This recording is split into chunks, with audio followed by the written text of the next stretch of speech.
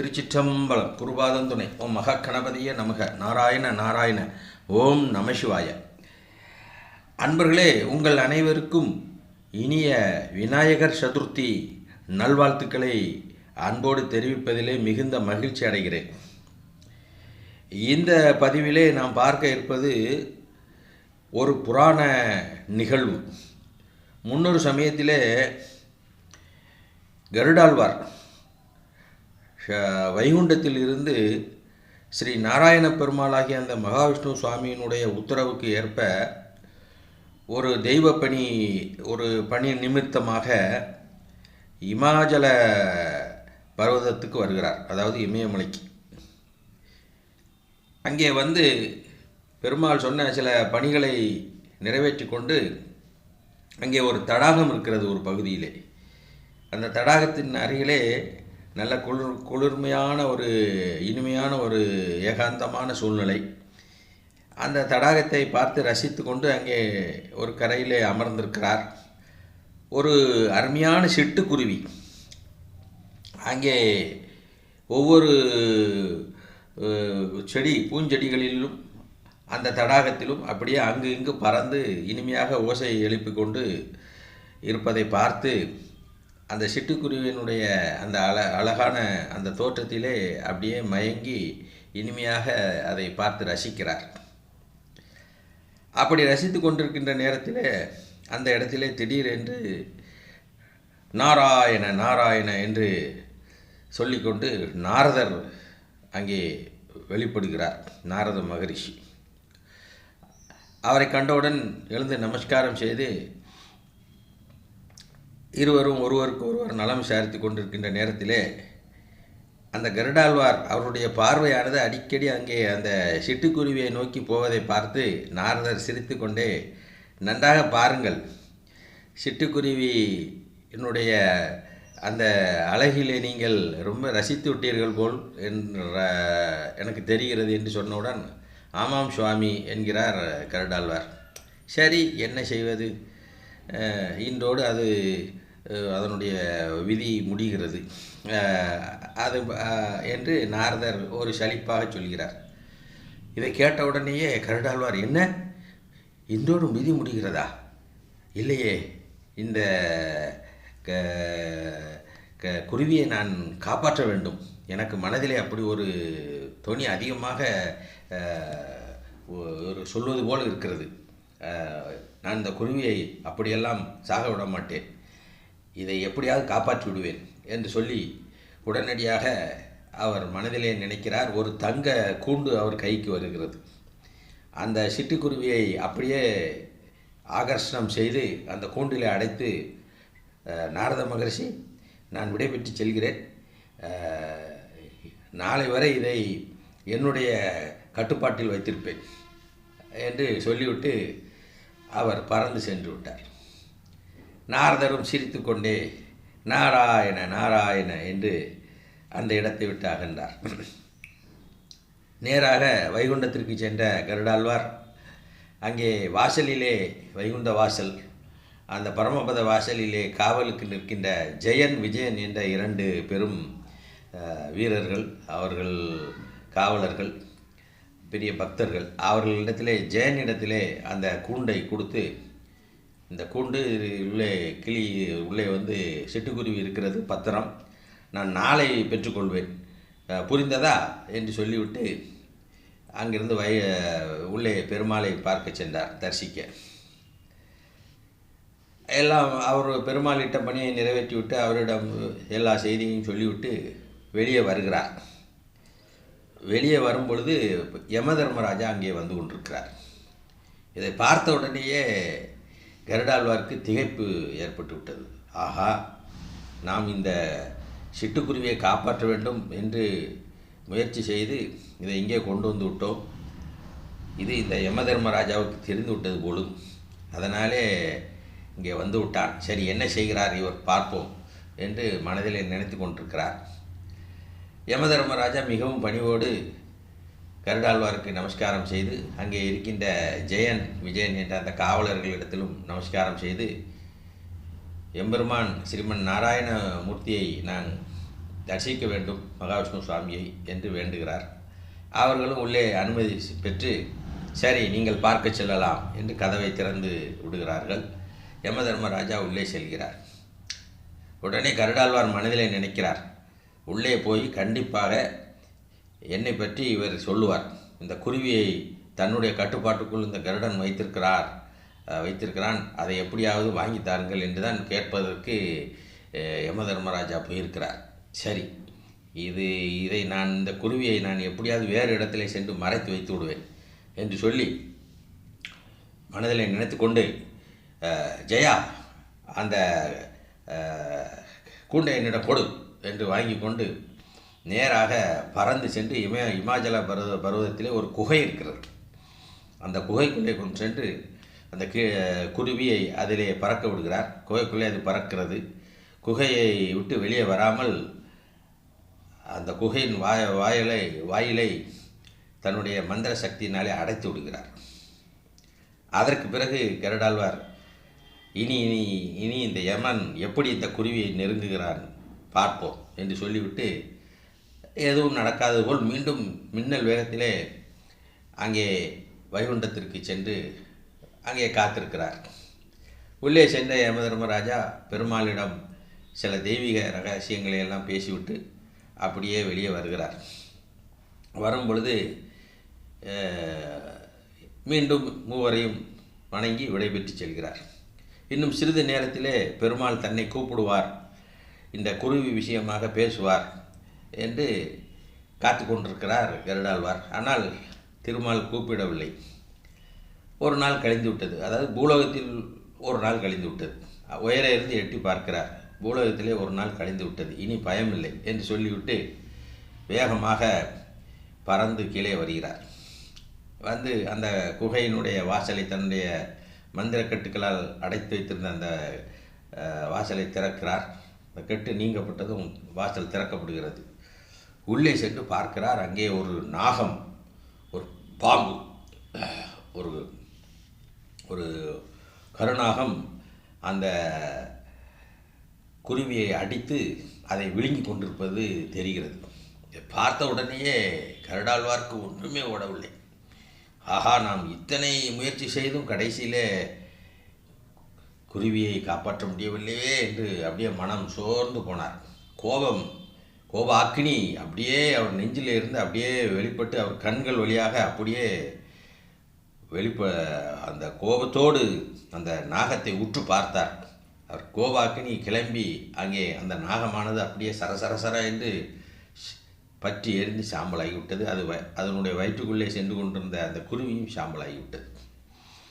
அதற்கு பிறகு அப்படியே தளர்ந்து வெளியே வந்து ஒரு பாறையிலே அமர்ந்து கொண்டிருந்தார். குருவியை இப்படி காப்பாற்ற முடியாமல் போய்விட்டதே என்று. அப்போது நாராயண நாராயண என்று சத்தம் கேட்டது. அங்கே நாரதர் தோன்றினார். என்ன கருடாழ்வாரே, ரொம்ப சோர்வாக அமர்ந்திருக்கின்றீர்கள் என்று சொன்னவுடன், நீங்கள் தான் திரிகால சஞ்சாரி, திரிகால ஞானி, உங்களுக்கு தான் தெரிந்திருக்குமே என்ன நடந்தது என்று சொன்னவுடன் நாரதர் சிரித்து கொண்டே, விதியினுடைய விளையாட்டிலே நாம் எதற்கு வீணாக குறுக்கிட வேண்டும்? அவரவர் வினைவெளி அவரவர் விதி அமைக்கப்படுகிறது. எல்லாம் அந்த பரமாத்மா அமைக்கிறார். அந்த பரந்தாமனுடைய திருவிளையாட்டிலே இந்த விதியின் விளையாட்டு தீர்மானிக்கப்படுகிறது. இதிலேயே நீங்கள் தேவையற்ற முறையிலே முயற்சி செய்து மனம் சோர்ந்து போக வேண்டும். எல்லாம் இறைவன் செயல், நாராயணன் செயல், வாருங்கள் என்று அவர் தேற்றினார். இருந்தாலும் கருடாழ்வார்க்கு மனம் ஒப்பவில்லை. அவருக்கு கோபமாக வந்தது. நான் யமதர்மராஜாவை போய் பார்க்க வேண்டும். ஏன் என்று கேட்டார் நாரதர். இல்லை, இந்த குருவி விஷயத்தில் என்ன நடந்தது, ஏன் இப்படி ஆயிற்று என்று நான் தெரிந்து கொள்ள வேண்டும். சரி, உங்கள் விருப்பம் என்று நாரதரும் உடனடியாக நானும் உங்களோடு வருகிறேன் என்று இருவரும் யமலோகத்திலே சென்று வாசலிலே நின்றார்கள். செய்தி அறிந்து யமதர்மராஜா ஓடோடி வந்து இருவரையும் விழுந்து வணங்கி, திருவடிகளில் விழுந்து வணங்கி, சாட்சாத் எம்பெருமான் அந்த பரமாத்மாவை சுமக்கின்ற கருடாழ்வார் என்னுடைய இடத்திற்கு வந்தது எனக்கு மிக பெருமை. சதாகாலமும் நாராயணா நாராயணா என்று நாராயண நாமத்தை சொல்கின்ற நாரத மகரிஷி என்னுடைய இடத்திற்கு வந்தது நான் செய்த பாக்கியம் என்று இருவரையும் மலர் தூவி வரவேற்றார். இருவரும் மகிழ்ந்து அதற்கு பிறகு நாரதர் மெதுவாக செய்தியை சொன்னார். இதற்காகவா தாங்கள் வந்தீர்கள் என்று ஆச்சரியத்தோடு கேட்டார் யமதர்மராஜா. இல்லை, என்ன நடந்தது? நேற்று ஏன் யமதர்மராஜரை நீங்கள் வைகுண்டத்திற்கு வந்தீர்கள்? இந்த குருவி விஷயமாக தானே இறைவனிடத்தில் பேசினீர்கள் என்று கருடாழ்வார் கேட்டார். இல்லை இல்லை, நான் இந்த குருவியை பற்றி ஒன்றுமே பேசவில்லை. அந்த குருவியை பார்த்தேன், உங்களையும் பார்த்தேன். நீங்கள் அப்போது ஏதோ ஒரு துணிப்பாக என்னை திரும்பி உற்று நோக்குவதை கவனித்தேன். அப்பொழுது கூட நான் அதை பற்றி ஒன்றும் நினைக்காமல் சில தெய்வ ரகசியங்களை அது பற்றியுள்ள அந்த தெய்வ ரகசியங்கள் விஷயமாக பேசுவதற்குத்தான் நாராயண பரம்பொருளிடத்திலே சென்றேன். அவரிடம் விஷயத்தை கேட்டு தெரிந்து கொண்டேன். மற்றபடி இந்த குருவியை பற்றி நான் எதுவுமே நினைக்கவில்லையே என்று சொல்லிவிட்டு, சரி, நடந்ததை கேள்விப்பட்டு உண்மையிலே உங்கள் மனம் வேதனைப்படுகிறது, எனக்கு புரிகிறது.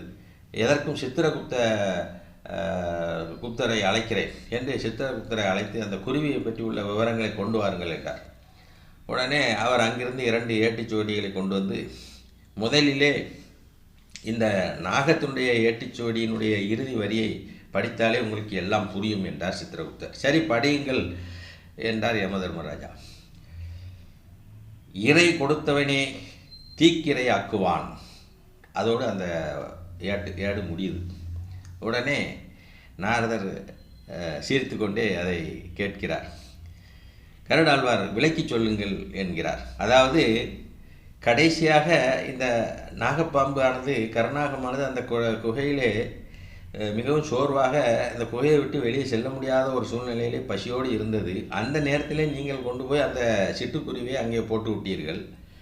ஆக அதற்கு இறை கிடைத்தது.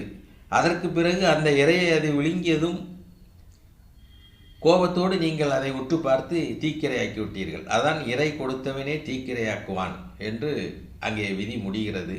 அந்த வகையிலே நாகத்தோடு சேர்ந்து அந்த குருவியின் விதியும் அவ்வாறு இருக்கிறது. விதியின் வழியிலே எல்லாம் நடக்கும். யாரே அறிவார் இறைவனுடைய திருவிளையாட்டை என்று அவர் சிரித்து கொண்டே சித்திரகுப்தர் சொல்ல எல்லோரும் அப்படியே யமதர்மராஜா எல்லோரும் ஆச்சரியமாக பார்த்து கொண்டிருந்தார்கள். உடனே கருடாழ்வார் சரி என்று அப்போதும் சரி யமதர்மராஜரே, நான் விடைபெற்று செல்கிறேன். நான் போய் சாட்சாத் பெருமாளிடம் போய் இது பற்றி பேச வேண்டும். இனிமேல் என்ன பேச வேண்டியிருக்கிறது என்றார்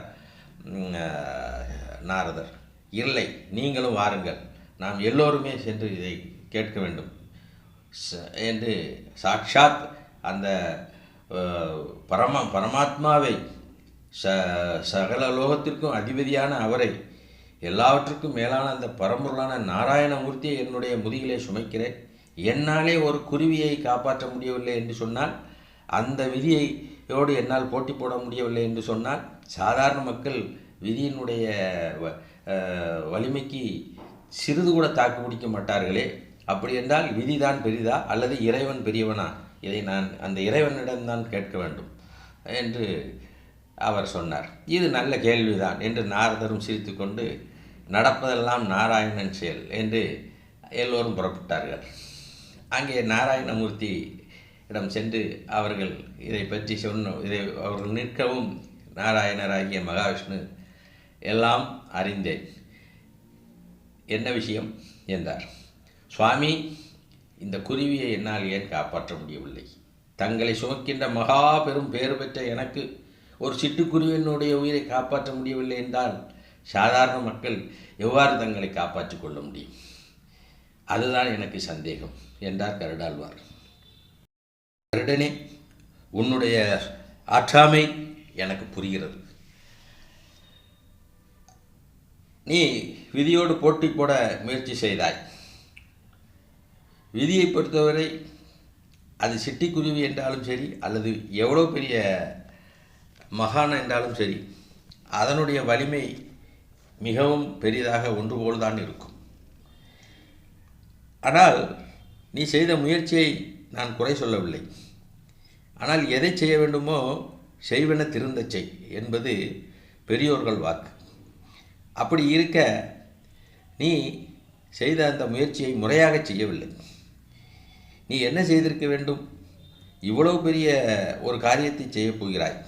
அங்கே சிட்டுக்குருவி என்று பார்க்கக்கூடாது. நீ விதியோடு எதிர்த்து போட்டியிடப் போகிறாய். அப்படி என்றால் நீ செய்கின்ற செயல் மிகப்பெரிய அருஞ்சாதனையான செயல். அதை சாதிப்பதற்கு முதற்கண் நீ என்ன செய்ய வேண்டும்? எல்லாம் வல்ல விநாயகப் பரம்பொருளை நீ வணங்கி இருக்க வேண்டும். முழுமுதற் கடவுளான விநாயகரை, என்னுடைய மருமகன் விநாயகரை வணங்கினால்தான் எந்த ஒரு காரியமும் யாருக்கும் வெற்றியாக நிறைவேறும். எந்த ஒரு தெய்வ சம்பந்தப்பட்ட செயல் என்றாலும் சரி, வழிபாடு என்றாலும் சரி, அல்லது உலக ரீதியான ஒரு நன்மையை கருதி செய்கின்ற செயலான் என்றாலும் சரி, நீ எந்த ஒரு செயலையும் நற்செயலை செய்வதற்கு முன்னதாக விநாயகரை நினைத்து வழிபட்டிருந்தால் அந்த காரியத்தை விநாயகர் அவருடைய அருளினாலே சரி செய்வார். அவருடைய அருளை நாம் பெற்றுக்கொள்ள வேண்டும். விநாயகருடைய அருள் இல்லாவிட்டால் எந்த ஒரு முயற்சியும் தடையாகவே முடியும்.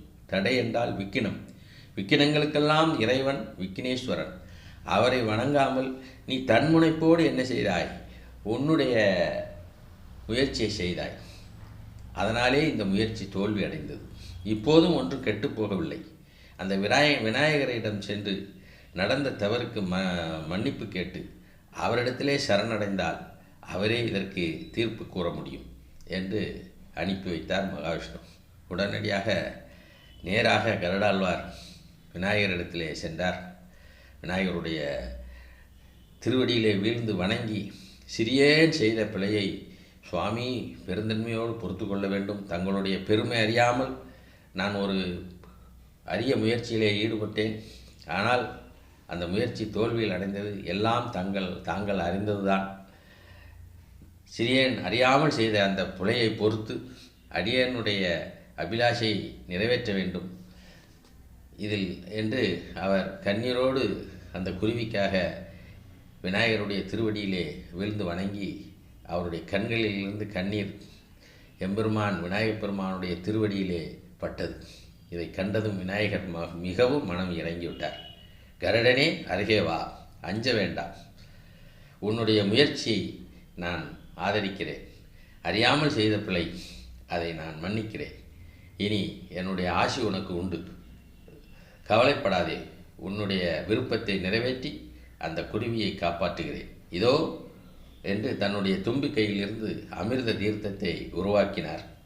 இந்த தீர்த்தத்தை பெற்று அந்த சாம்பலிலே சென்று தெளித்தால் 2 உயிர்களும் உயிர் பெறும் என்று சொல்லி அனுப்பி வைத்தார். கருடாழ்வார், கருணை கடவுளே, என்னே தங்கள் கருணை, விதியெல்லாம் மாற்றுகின்ற விநாயகப் பெருமானே, தங்களுக்கு ஈடு இணை யாருமே இல்லை. மும்மூர்த்திகளும் மூவரும் தேவரும் போற்றுகின்ற தலைவா என்று அவருடைய திருவடியில் மீண்டும் விழுந்து வணங்கி அமிர்த தீர்த்தத்தை பெற்று நேராக அங்கே அந்த சாம்பலிலே சென்று அந்த பாம்பும் அந்த குருவியும் சாம்பலாக இருந்த அந்த இடத்திலே சென்று அதை தெளித்தார். பாம்பு உயிர் பெற்றது. ஞானமும் பெற்று கருடாழ்வாரிடத்திலே, இனி நான் நாக தேவதையாக இந்த மக்களுக்கு நன்மை செய்வேன் என்று அங்கே ஒரு நாக தெய்வமாக அது மாறி அங்கே குடியிருந்தது. சிட்டுக்குருவியோ மீண்டும் உயிர் பெற்று கருடாழ்வாரை வலம் வந்து அவருடைய கைகளிலே வந்து அமர்ந்தது. குருவியே, நீ மங்களமாக வாழ்வாயாக என்று வாழ்த்தி அங்கே அனுப்பினார். அந்த குருவி ஒய்யாரமாக பறந்து சென்றது. ஆக விநாயகப் பெருமானுடைய அருள் இருந்தால்தான் யாருக்கும் எந்த ஒரு முயற்சியும் வெற்றி பெறும். அவரை முதற்கண் வணங்க வேண்டும். எல்லாவற்றுக்கும் முந்தியவர் முந்தி விநாயகனே, மூத்த பிள்ளையாரே என்று பெரியோர்கள் சொல்வார்கள். எனவே அந்த முழுமுதற் கடவுளான விநாயகரை வணங்கி நாம் நல்லருள் பெறுவோம் என்று சொல்லி நிறைவு செய்கிறேன். விநாயகருக்கு மிஞ்சிய தெய்வம் என்று எந்த தெய்வத்தையும் சொல்ல முடியாது. தெய்வத்துக்கெல்லாம் பெரிய தெய்வம் என்னுடைய அல்லும் பகலும் என் மனதிலே நிறைந்திருக்கின்ற அந்த விக்னேஸ்வர பெருமான் என்று கூறி நிறைவு செய்கிறேன். நன்றி, வணக்கம்.